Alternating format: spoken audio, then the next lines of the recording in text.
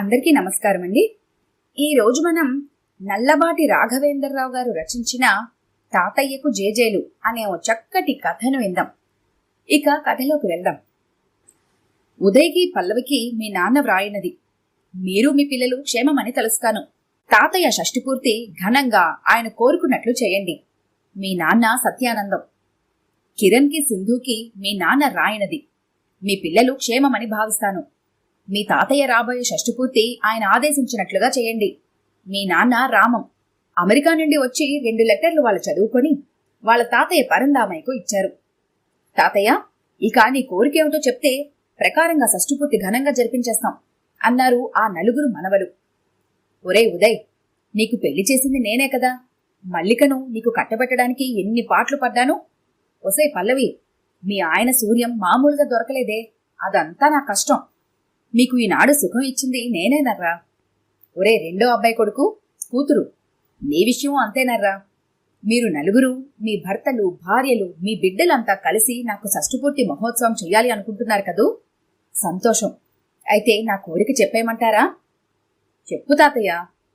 నాకు పెళ్లి చూపుల సరదా తీరలేదర్రా. మీ నాయనమ్మ నాకు వరసకు అక్క కూతురు. దాన్ని చిన్నప్పటి నుండి ఎత్తుకు మోసింది నేనే. జీవితంలో అన్ని అనుభవించాను కాని ఆ పెళ్లి చూపుల థ్రిల్ అనుభవించలేదు.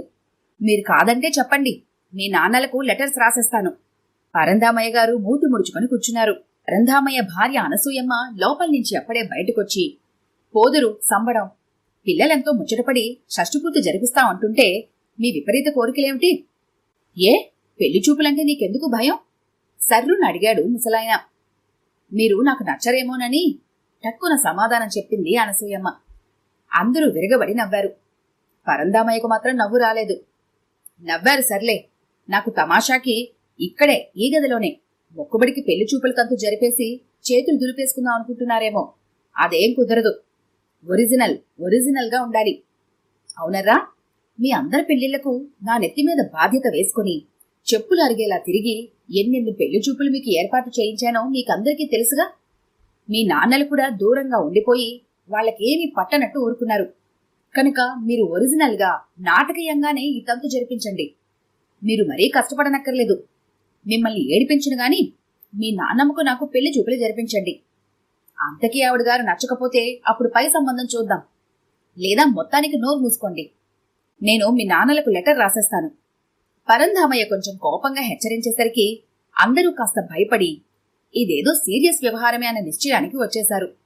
అతని భార్య అనసూయమ్మతో సహా. మొత్తానికి పెళ్లి చూపుల తంతు జరిపించడానికి అందరూ అంగీకరించారు. కొడుకు కూతురు పల్లవి నాయనమ్మను తనింటికి తీసుకెళ్లి పెళ్లివారిని ఆహ్వానించడానికి నిర్ణయించుకుంది. చిన్న కొడుకు కూతురు సింధు పెళ్లి పెద్దగా ఉండటానికి నిర్ణయించుకుంది. అలాగే పెద్ద కొడుకు ఉదయ్ పరంధామయ్యకు పెళ్లి చేసేవాడుగా చిన్న కొడుకు కిరణ్ పెళ్లి పెద్దగా ఒప్పందాలు కుదుర్చుకున్నారు. అనసూయమ్మకు మతి పోగొట్టుకుని చూడటమే పనైంది. ఈ ముసలాడికి ఇదేం పాడుబుద్ధి మనసులోనే అనుకుంది ఆమె. నాకిదేం పాడుబుద్ధి అని మనసులో అనుకుంటున్నావు కదూ అడిగేశాడు పరంధామయ్య. నోరు నొక్కుకుంది అనసూయమ్మ. పల్లవి వాళ్ళింటికి వెళ్ళిపోయింది అనసూయమ్మ. పెళ్లి చూపుల తంతు ప్రారంభమైంది. 2 రోజుల తర్వాత ఒక ఉదయం తలుపు కొట్టిన శబ్దమైంది. ఉదయ్ కిరణ్ తలుపు తీశారు. ఎదురుగా సింధు. పెళ్లి పెద్దలా నమస్కారం పెట్టింది లోపలికొస్తూ. నాయనమ్మగారికి పెళ్లి చేయాలనుకుంటున్నామండి. మీ ఇంట్లో పెళ్లి కొడుకు ఉన్నాడని చూద్దామని వచ్చాము. తాతయ్య, పెళ్లివారొచ్చారు, లోపల నుండిరా కిరణ్ పిలిచాడు. పరంధామయ్య అరగంట మేకప్ చేసుకుని తాపీగా వచ్చాడు. తెల్ల వెంట్రుకలు హుష్కాకి అయ్యాయి. ఉగ్గమీసాలు నాజూకు కోరమీసాలయ్యాయి. చేతికర్ర అటకెక్కింది. రూమంతా స్ప్రే వర్షం వస్తున్న సువాసనలతో పాటు వచ్చేశాడు పరంధామయ్య. తన కోసం ప్రత్యేకంగా ఏర్పాటు చేసిన కుర్చీలో కూర్చొని తలదించుకొని కంఠం నిమిరుకుంటున్నాడు. తాతయ్య, అంతలా సిగ్గుపడకు. వచ్చింది పెళ్లి పెద్దలేగా. పెళ్లి పెద్దకే నచ్చకపోతే పెళ్లి కూతురికి ఎలా నచ్చుతావు? కాలు తప్పుతూ గొనిగాడు ఉదయ్. సర్రున తలపైకెత్తాడు పరంధామయ్య. అబ్బాయి బాగానే ఉన్నాడండి. దయచేసి మీరోసారి వచ్చి మా నాయనమ్మను చూస్తే వాళ్ళకి నచ్చుబాటు గిట్టుబాటు అయితే మిగతా విషయాలు మాట్లాడుకుందాం. రాసిపెట్టి ఉండాలిగా. ఏమంటారు? టీ గ్లాసు కింద పెడుతూ అంది సింధు. చూడండి, మాకు కట్న కానుకలతో అస్సలు పనిలేదు. మీ నాయనమ్మ మా తాతయ్యకు జోడీ సరిపోతే అలానే పెళ్లి జరిపిద్దాం అన్నాడు ఉదయ్. పరంధామయ్య కోపంతో ఊగిపోయాడు. ఇదేనా మాట్లాడే పద్ధతి? గతి గోత్రం లేని వాళ్ళకు కూడా లక్షల కట్నం తీసుకుంటున్నారు. ఏ నాకేం తక్కువ? కట్నం లేని సంబంధం మనకు అక్కర్లేదని ఖచ్చితంగా చెప్పి పంపేరా చిన్నోడా. కోప్పడుకు తాతయ్య, ఏదో మాట వరుసగా అంటాం గాని వాళ్ళు మాత్రం సరదాగా మొట్ట చెప్పే కట్నకానుకలు మానతారా? మనం వద్దంటూనే అన్నీ రాబట్టుకోవాలి. చిన్నవాడివి, నీకేం తెలీదు. అవన్నీ మేం చూసుకుంటాం తాతయ్య చెప్పాడు కిరణ్.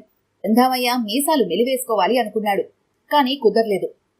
సరే మంచిది, చూసుకుని మీరు పెళ్లి కొడుకుని తీసుకుని మా ఇంటికోసారి మీ బంధుమిత్రుల సపరివార సమేతంగా ముందుగా తెలియజేసి దయచేయండి అంటూ పల్లవి వెళ్లిపోయింది వాళ్ళని ఆహ్వానించి. ఆ మర్నాడి పరందామయ్య హుందాతనం పక్కన పెట్టి నాజూకు పెళ్లి కొడుకులా తయారయ్యాడు. కుట్టించిన ప్యాంటు షర్టు టైట్ కావడంతో పెళ్లి చూపులకు రానని ముందుకేశాడు. పాత జేబులోంచి 2 లెటర్లు తీశాడు. పిల్లలు భయపడ్డారు. పరుగున వెళ్లి 2-3 రెడీమేడ్ డ్రెస్సులు తెచ్చారు. పంచకట్టే వెదవకు ప్యాంటు షర్టునా అని తిట్టుకుంటున్నారు కదూ అడిగాడు నల్ల కలద్దాల్లోంచి అందరి వైపు చూస్తూ. లేదు తాతయ్య, ఆ బ్లూ కలర్ బాగా మ్యాచ్ అవుతుందని అనుకుంటున్నాం సర్ది చెప్పారు. మొత్తానికి పిల్లలు తెచ్చిన డ్రెస్ వేసుకున్నాడు. అందరూ కలిసి పెళ్లి కూతురింటికి వెళ్లటానికి వీధిలోకి వచ్చారు. ఆటోలేవర్రా, పక్క వీధైతే మాత్రం నడుచుకుంటూ వెళ్లాలా? ఆ పోస్టు డబ్బా ఎక్కడుందో చూడండి, ఈ లెటర్లు అందులో పడేస్తాను అంటూ బ్లాక్మెయిల్ చేశాడు. ఏ నన్ను ఆట పట్టిస్తున్నారా? మిమ్మల్ని అలానే నడిపించుకు తీసుకెళ్లానట్రా? విశ్వాసం లేదురా మీకు? 2 ఆటోలు తెప్పించండి హుకుం జారీ చేశాడు పరంధామయ్య. ఆటోలు వచ్చాయి. అబ్బాయి చుట్టూ తిప్పి అరగంట ప్రయాణం చేసి ప్రక్క వీధిలోకి వెళ్ళాలి. వాళ్లకు బేరం రాదు. ఎంత తీసుకుంటావు అడిగాడు పరంధామయ్య. మామూలుగా అయితే 5 సరిపోతుందండి. అరగంట నడపాలంటున్నారు కదా, ఒక్కో బండికి 45 ఇవ్వండి. సరే, ఇద్దరికి చెరో 50 ఇచ్చారా పెద్దోడా? ఉదయ్ జోబులో చేయి పెట్టుకుని తాతయ్య వంక చిత్రంగా చూస్తూ కొత్త డ్రెస్ ప్యాంటు జోబులోకి మార్చుకున్న లెటర్లు టక్కున బయటకు తీశాడు పరంధామయ్య. అంతకన్నా స్పీడుగా చెరో 50 తీసిచ్చేశాడు ఉదయ్ ఆటో వాళ్లకు. ఆటోలు పెళ్లివారిల్లు చేరాయి. రండి రండి అంటూ పెళ్లి కూతురు తరపు వాళ్ళు ఆహ్వానించి కాళ్లు కడుక్కునే నీళ్లు టవలు అందించారు. పల్లవి ఆమె భర్త వరుసగా హాల్లో కుర్చీల్లో కూర్చున్న వారికి టిఫిన్స్ అందించారు. నాన్నమ్మా, పెళ్లి కొడుకు నచ్చాడో లేదో చూసుకో, ఆ తర్వాత ఇలా ఉన్నాడేంటి అని మమ్మల్ని అడిగితే మేమేం చేయలేం అంటూ మనవలు గుసగుసగా చెప్పారు. అనసూయమ్మ కాస్తంత బుర్ర పైకెత్తి పళ్ళు కొరుకుతూ, నోరు ముయ్యండర్రా, ఆయనకి బుద్ధి లేకపోతే మీకుండొద్దు అన్నట్టుగా చూసింది. పిల్లలు వెనక్కి తగ్గారు. మీ పేరేమిటి ధైర్యంగా అడిగాడు పెద్ద మనవడు పెళ్లి కూతురుని ఉద్దేశించి. నోరు మీరా బడవా, నీకు తెలియదా? తెలిసినా మీరు చెప్పడం ధర్మం. మీకు మాట్లాడటం వచ్చో లేదో, ఒకవేళ నత్తి ఉంటేనో చెవుడుందేమో మేం పరిశీలించుకోవాలి కదా ధైర్యంగా అనేశాడు కిరణ్. భేష్, భలేగా మాట్లాడేవరా చిన్నోడా. ఒరే, అమ్మాయికి పాటలు పాడడం ముగ్గులు పెట్టడం వచ్చో రాదో కరెక్ట్గా అడిగి తేల్చుకోండి ఆజ్ఞాపించాడు పరంధామయ్య. వచ్చు, పిల్లల్ని కనడం పాలు పట్టడం కూడా అనుభవమే గుడ్లురుముతూ చెప్పింది అనసూయమ్మ. అందరూ గొల్లున నవ్వి పరంధామయ్య ఫేస్ కట్స్ చూసి సడన్ గా స్టాక్ అయిపోయారు. ఏం చదువుకున్నారు మామగారు ఉదయ్ అడిగాడు. ఈలు సగం వరకు వచ్చాయి. ఏ ఉద్యోగం ఏదైనా వేయిస్తావా? పెళ్లి కూతురు పెద్ద బాగుడుకాయలాగా ఉన్నట్టు అనుమానంగా ఉంది. ఒరే పెద్దోడా, ఆమెకు వంట వండటం, భర్తకు కాలు పట్టడం ఇష్టమో కాదో అడిగి తేల్చుకోండి. ఎందుకిష్టం కాదు? చిమిడిపోయిన అన్నం, ఉప్పులేని పప్పు వండటం బాగా వచ్చు. ఇహ నాకు కాళ్ళు లాగినప్పుడు ఎవరైతే నా కాళ్ళు నొక్కుతారో వాళ్ల కాళ్ళు నేను పట్టుకోవడంలో తప్పే ఉంది చురకలు వేసింది అనసూయమ్మ. పరంధామయ్యకు కోపం ముక్కు చివరకు వచ్చేసింది. ఇలాంటి సంబంధం తన ససేమిరా చేసుకోనని, కో అంటే కోటి మంది ఆడపిల్లలు లైన్ కట్టి నిలబడే ఈ రోజుల్లో తనకు మంచి సంబంధం దొరకడం ఏమంత కష్టం కాదని, తను కోరుకుంటే కొండ మీద కోతు దిగి వస్తుందని చరచరా వెళ్లిపోయాడు బయటికి. అతన్ని అనుసరించారు మిగిలిన మగపెళ్లివారు. అమ్మాయికి అబ్బాయికి నచ్చుబాటు కానప్పుడు మనం ఏం చేయగలం? అయినా రాసిపెట్టుండాలి. ఏ ఇంట్లో కాపురం చేసే యోగం ఉందో అనుకుంటూ పల్లవి సింధు అనసూయమ్మ లోపలికి తీసుకెళ్లారు. పిల్లలందరూ అనసూయమ్మ చేతిలో స్వీట్లు లాక్కొని తినేశారు. మామా, నీకు రోజూ పెళ్లి చూపులైతే బావును, రోజు మాకు స్వీట్లే అంచక్క. నోరు ముయ్యండర్రా, నాయనమ్మ అరిచింది. అందరూ కామయ్యారు. తాతయ్య, నువ్వు మొహమాట పడకు. పెళ్ళంటే 100 ఏళ్ల జీవిత సమస్య. నీకు అమ్మాయి నచ్చలేదనుకో ఖచ్చితంగా చెప్పాయి. అవునర్రా, ఈ సంబంధం కాకపోతే మరొకటి. నాకేం తక్కువ? అమెరికాలో ఉద్యోగం చేస్తున్న 2 కొడుకులు, వాళ్ల పిల్లలు, మనవలు, మీరు కూడా జాగ్రత్తగా అమ్మాయి పద్ధతి గ్రహించండరా. మన సాంప్రదాయంలో కలిసే మనస్తత్వం అవునా కాదో గుర్తుపట్టండి. లేకుంటే ఆ తర్వాత నానా యాతులు పడవలసి వస్తుంది. పరంధామయ్య నిష్కర్షగా చెప్పేశాడు. సరే అన్నట్టు అతని మనవలు, ముని మనవలు తల ఊపి కూర్చున్నారు. పెళ్లి కూతుర్ని తీసుకురండి, దుర్ముహూర్తం రాకుండా చూస్తే బావుంటుంది కిరణ్ అడిగాడు. అలాగే అంటూ పల్లవి, సింధులు లోపలికెళ్లి ముచ్చటగా తయారైన అనసూయమ్మను ఇద్దరూ పట్టుకుని తీసుకొచ్చారు. అల్లంత దూరంలో ఆమె కోసం ప్రత్యేకంగా ఏర్పాటు చేసిన కుర్చీలో కూర్చోబెట్టారు. పరంధామయ్య పేపర్లో బుర్ర దూర్చి ఓరగా ఆమెను చూస్తున్నాడు. అనసూయమ్మ బుర్ర కిందకు వాల్చుకుని కారాలు, మిరియాలు కలిపి నూరేసి అందరి కళ్ళల్లో కొరదామన్నంత కసిగా ఉంది. తాతయ్య, అమ్మాయిని తీసుకొచ్చారు. నువ్వు పేపర్ చదవడం ఆపి ముందిలా చూడు. మళ్ళీ మళ్ళీ చూపించమంటే బావుండదు కదా. సర్లే నోర్మి, చూడక చస్తానా అంటూ పరంధామయ్య చిరుకోపంగా పేపర్ మడతపెట్టి అనసూయమ్మ వైపు ఇష్టం లేనట్టుగా చూశాడు. ఇంతలో ఉదయ్ కిరణ్ల భార్యల పువ్వులు, స్వీట్లు, పళ్ళు పళ్ళెంలో పెట్టి పెళ్లి కూతురు చేతిలో పెట్టి నమస్కారం పెట్టారు. కాసేపు అందరూ మౌనంగా కూర్చుండిపోయారు. పరంధామయ్య మాత్రం జేబు రుమాలు మడత పెడుతున్నట్టు, తల సరచేసుకుంటున్నట్టు, పడిపోయిన కండువా పైన వేసుకుంటున్నట్టు, వీధిలోకి చూస్తున్నట్టు, సాలు వెలివేస్తున్నట్టు నవరసభరితంగా నటిస్తూ మధ్య మధ్యలో పెళ్లి కూతుర్ని చూస్తున్నాడు. మిగిలిన జనం అంతా పెళ్లికొడుకు, పెళ్లికూతురు వాళ్ళ అవస్థలను మార్చి మార్చి గమనిస్తున్నారు. అలా అలా మౌనం చాలాసేపు రాజ్యమేలింది. గజ్జల గుర్రంలో ఆ మేకప్ ఏమిటి? వయసు ఎక్కువ మనిషిలో ఉంది. అయినా అడ్జస్ట్ అవుదాం, మిగిలిన విషయాలు మాట్లాడండి నెమ్మదిగా చెప్పాడు పరంధామయ్య కిరణ్కి. హలో చెల్లాయి పల్లవా, నేను ఉదయ్ని మాట్లాడుతున్నాను. తాతయ్యకు ఈ పెళ్లి చూపుల పిచ్చి ఇంకా తగ్గలేదు. మరో పెళ్లి చూపులు ఏర్పాటు చేయమని పోరు పెడుతున్నాడు. ఏం చేస్తాం? తాతయ్య కోరినట్లు చేయకపోతే నాన్న అమ్మలతో పేచీ వస్తుంది మనకు. తాతయ్య ఈసారి జీన్స్ ప్యాంటు, షర్టు కొని తెప్పించుకున్నాడు. మీరు ఓ పని చేయండి, సింధు వాళ్ళ ఇంటి దగ్గర నాన్నమ్మకు పెళ్లి చూపులు ఏర్పాటు చేయండి. ఈసారి మొన్నటిలా పట్టుచీర కాకుండా కండువా పరికిని 2 జడలతో నాన్నమ్మను మేకప్ చేయండి. దెబ్బకు తాతయ్య పిచ్చి వదులుతుంది. ఫోన్ పెట్టేస్తున్నాను, రేపే పెళ్లి చూపులు నాడు మరో మంచి సంబంధం ఉందని తాతయ్యను ఒప్పించి తీసుకెళ్లారు టాక్సీ మీద. షరా మామూలే, పలకరింపులు, టిఫిన్స్. సుయమ్మకు అంతకు ముందు అనుకున్నట్లుగా మేకప్ చేయించి తీసుకొచ్చారు బలవంతంగా. టీ తాగుతున్న పరంధామయ్య ఆవిడను చూసి నవ్వు ఆపుకోలేక జీన్ ప్యాంటు మీద, షర్టు మీద టీ అంతా ఉంపుకున్నాడు. వైట్ కలర్ డ్రెస్ మీద టీ మరకలు పెద్ద పులి వేషం వేసి వచ్చిన వాళ్లా ఉన్నాయి. పరంధామయ్య పెళ్లి చూపులు క్యాన్సిల్ చేసి మరోసారి వద్దామన్నాడు. కాని అప్పటికే పెళ్లి కూతురు తరపు వాళ్లు ప్రశ్నల వర్షం కురిపించడం మొదలు పెట్టడంతో అది కుదరలేదు. ఏం చేస్తుంటాడు పెళ్లి కొడుకు? పల్లవి అడిగింది. ఏం లేదండి, ప్రస్తుతానికి ఖాళీ, ఏదైనా ఉద్యోగం చూసుకోవాలి.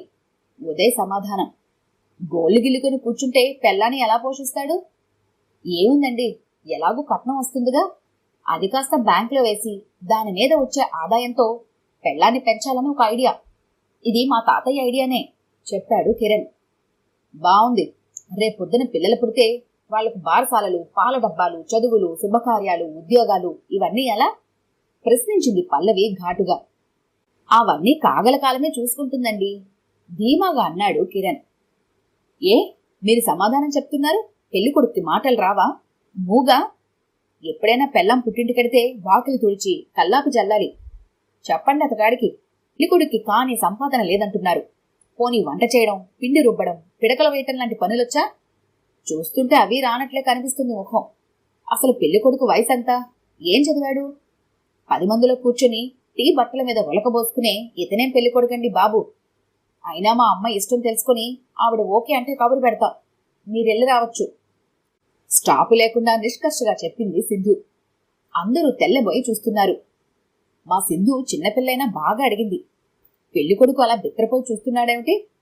ఆడపిల్లలు వీళ్ళేం చేయగలరు పెళ్లి అనుకుంటున్నారేమో. రోజులు మారాయి. ఈ సంబంధం కాకపోతే మరో సంబంధం. తెల్లవారేసరికి చూసి మా నాయనమ్మకు చేసి తీర్తాం. ఏ స్పెషాలిటీలు లేని మీ సంబంధం వదులుకున్నంత తేలిగ్గా మరో పెళ్లి చేస్తాం. ఇంకా చెప్పేదేముంది, మీరు శీఘ్రంగా బయలుదేరండి పల్లవి మొండిగా చెప్పేసింది. పరంధామయ్యకు పరిస్థితి విషమిస్తున్నట్టుగా అనిపించింది. తన 2 మనవలను ఆడపిల్లి వారికి క్షమాపణలు చెప్పి ఎలాగైనా సంబంధం ఖాయం చేసుకుని వెళ్లాలని మాట్లాడమని చెప్పాడు. ఉదయ్, కిరణ్లు కాస్త ముందుకు వచ్చి నడుం బిగించుకున్నారు. తమకి సంబంధం పూర్తిగా నచ్చిందని, పెళ్లి కూతురు అనకపోతే తమ తాతయ్య చచ్చిపోతాడని బ్రతిమలాడారు. చాలాసేపు కాళ్ల వేళ పడ్డారు. పల్లవి సింధులు ఎంతకీ ఒప్పుకోలేదు. చివరికి నాయనమ్మని అడిగి చెప్తామని ఆవిడ దగ్గరికెళ్ళి అడిగారు. ఈ ముసలాడికి నన్నిచ్చి కట్టబెట్టి మీ భారం వదిలించుకుంటారా అంటూ విలపించింది ఆమె. ఏం చెయ్యం, నీకిలా రాసిపెట్టి ఉందేమో అనునయించి చెప్పారు పల్లవి సింధులు. చూడండి, చూస్తుంటే మీరంతా మంచి మనుషుల్లా కనిపిస్తున్నారు. చూస్తూ చూస్తూ మీ సంబంధం వదులుకోలేకపోతున్నాం. మా నాయనమ్మను చాలా బలవంతంగా ఒప్పించాం. ఎలాగో అడ్జస్ట్ అవుతానని చెప్పింది. అయితే కొన్ని రూల్స్ మాత్రం ఉంటాయి. మా నాయనమ్మను కొట్టకూడదు, తిట్టకూడదు. ఏలకు తిండి, నిద్ర భంగం కాకూడదు. కట్నం వేధింపులు, అజమాయిషీలు, బెదిరించడాలు, అవమానించడాలు లాంటివి వస్తే ఊరుకునేది లేదు. అర్థమైందిగా? మంచి రోజు చూసుకుని ముహూర్తం పెట్టించండి పల్లవి సింధులు మూకమ్మడిగా చెప్పారు. హమ్మయ్యా అనుకుంటూ మగపిల్లివారు ఆడపిల్లివారికి కృతజ్ఞతలు చెప్పి బయటపడ్డారు. 2 రోజులకు షష్ఠి పూర్తి రానే వచ్చింది. అనసూయమ్మను తీసుకొచ్చి ఘనంగా ఆ కార్యక్రమాలు జరిపించేశారు మనవలు, మునిమనవలు. పరంధామయ్య ఆనందంతో ఉబ్బి తబ్బిబ్బై ఆ మర్నాడు కొడుకులిద్దరికి జాయింట్ గా లెటర్ రాశాడు. కుమారులు కోడళ్లను దీవించి రాయనది. మీరిక్కడ లేకపోయినా నా మనవలు, మునిమనవలు ఘనంగా నా షష్ఠిపూర్తి జరిపించేశారు. చెత్తులో వాళ్ళు నా అంత వాళ్ళై నేను బ్రతికి లేకపోయినా, మీరిక్కడికి రాకపోయినా మా పిల్లలకు చక్కగా పెళ్లిళ్లు చేయగలరన్న నమ్మకం వచ్చింది. వాళ్ళు ప్రయోజకులన్న గురి నాకు పూర్తిగా ఏర్పడింది. నా మనసు ప్రశాంతంగా ఉంది. ఇట్లు మీ నాన్న. లెటర్ అందరికీ చదివి వినిపించి తనే పోస్టులో వేశాడు పరంధామయ్య. ఈసారి మీసాలు మెలవేయడం పిల్లలందరి పని అయింది. పరంధామయ్య జన్మధన్యమైందన్న ఫీలింగ్తో సీలింగ్ ఫ్యాన్ ఆన్ చేసి హాయిగా వాలు కుర్చీలో వాలాడు. ఈ కథ కనుక మీకు నచ్చినట్లయితే లైక్ చేయండి, షేర్ చేయండి. మరిన్ని ఇంట్రెస్టింగ్ కథల కోసం మా ఛానల్ని తప్పకుండా సబ్స్క్రైబ్ చేసుకోండి.